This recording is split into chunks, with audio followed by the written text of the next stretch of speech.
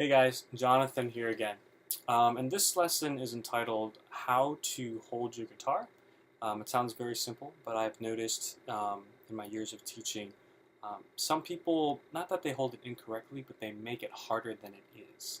Um, One major thing, there's kind of two schools of thought, um, or I should say two ways of holding most of the time when you're sitting. One is, if you're right-handed, sitting with the guitar on your right lap and then playing from here.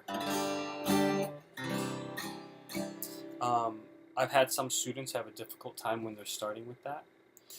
So what I ask them to do is if you can find something to prop up your left foot, what you would do is you would stick the arch of your guitar here on your left thigh. And so that actually is able to bring the guitar neck closer to your body, which makes it easier for your fingers and your hands, not hands, to reach the strings.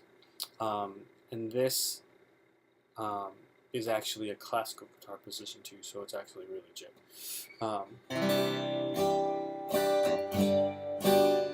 The other thing that I've noticed is with a lot of beginner guitar players, when they're playing with the guitar over their right leg, um, I've noticed a lot of people looking forward and down, and then what they do is and naturally they want to see where their strings are, right? What they do is they start turning the guitar out like this. And so as you turn the guitar out, your wrist has to turn to compensate even more. And some people who are just starting don't have that flexible of a wrist, and so they're trying to bend their wrist. And what's happening is because they don't know how to bend their wrist, or it's just not like a natural movement for them yet. Their fingers start pressing on the other strings, and so you get a muddled sound instead of a clear strum.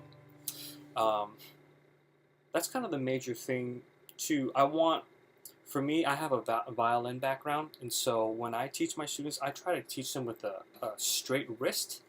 I've seen many other guitar players play like this too. I don't know if it's good or bad, right or wrong. This is how I teach students. Um, and the other thing too, a lot of students keep their shoulder against their body, which there's nothing wrong with that.